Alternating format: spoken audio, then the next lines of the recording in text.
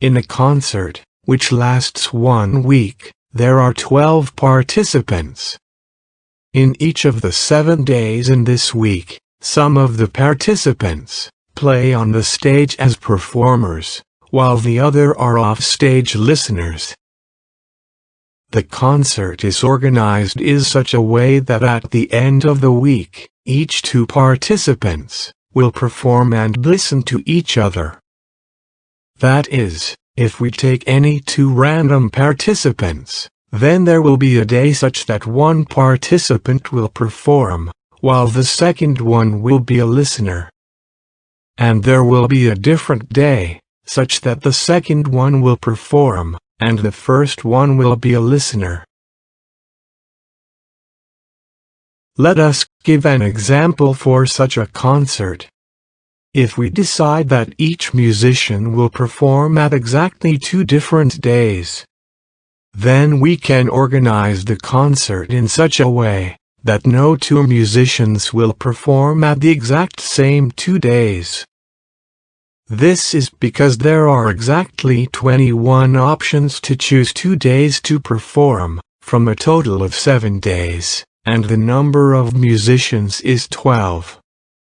Hence, for any 2 musicians, there must be 2 days, such that one will perform and the other will listen, and vice versa. Observe that in our example, the total number of performers, in all the 7 days in the week, is equal to 24. Indeed, in the first day there are 3 performers.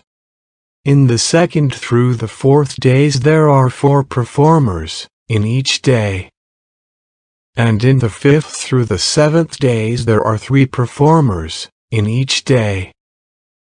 This brings us to the main question in this challenge. The main problem.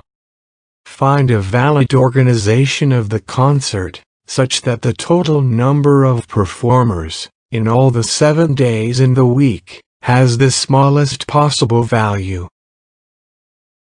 Where by valid organization of the concert, we mean that our main condition, with regard to the performers and listeners, is satisfied.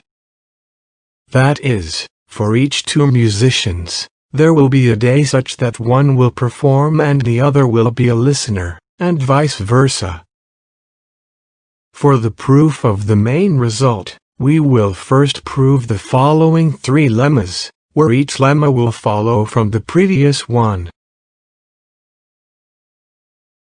The first lemma asserts that each 3 musicians must perform, not necessarily together, in at least 3 concerts. Indeed, if we assume, by contradiction, that there are 3 musicians who perform only in 2 concerts, then, first, none of these musicians can perform in both concerts, since if such musician exists, it will not be able to listen to the other 2 musicians. Hence, each of these musicians performs in exactly 1 concert, from the 2. Thus, by the pigeonhole principle, there must be 2 musicians who perform together, at exactly 1 concert, and hence they will not be able to listen to each other. This is a contradiction to the main assumption, that each 2 musicians listen to each other, in some 2 different concerts. The second lemma asserts that each 7 musicians must perform, not necessarily together, in at least 4 concerts. Indeed, if we assume, by contradiction, that there exist 7 musicians which perform only in 3 concerts, then, by the pigeonhole principle, 3 of them must perform together at some concert, and thus, they will not be able to listen to each other, at the day for which this concert holds. Thus, these 3 musicians must listen to each other, in the 2 other concerts. But by the first lemma this is impossible, and we have a contradiction. The third lemma asserts that any 9 musicians must perform in at least 5 concerts. Indeed, if we assume by contradiction that some 9 musicians perform only in 4 concerts, then, first, each of them must perform in at most 3 concerts. Since, if one of them performs in all the 4 concerts, then this musician will not be able to listen to the other 8. Also, each of these musicians must perform in at least 2 concerts, since if one of them performs only in 1 concert, then all the other 8 must listen to this musician, which means that neither of them performs in this concert. Hence, these 8 musicians must listen to each other in the 3 remaining concerts, which is impossible by the second lemma.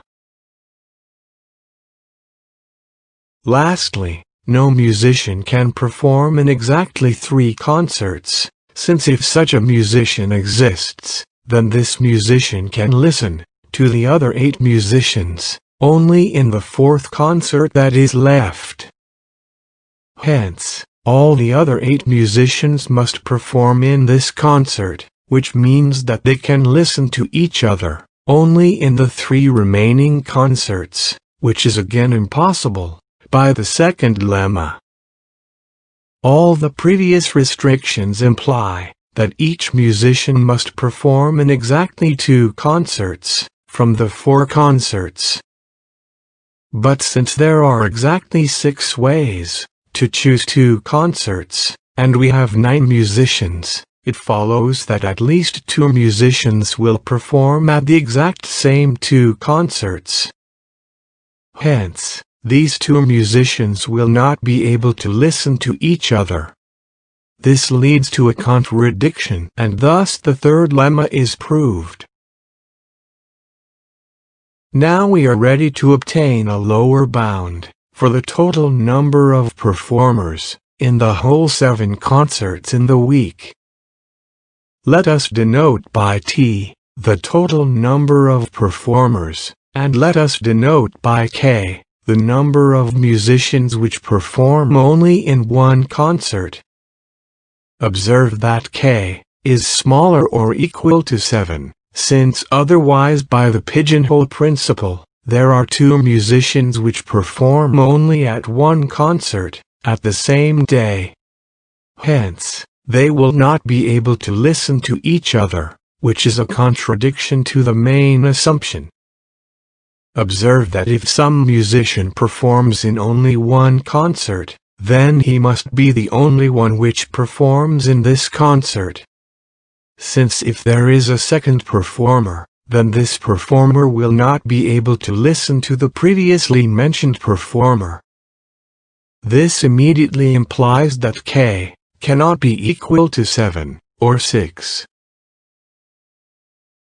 If K is equal to 5, then there are 7 performers, which must listen to each other in 2 concerts, which is impossible by the second lemma.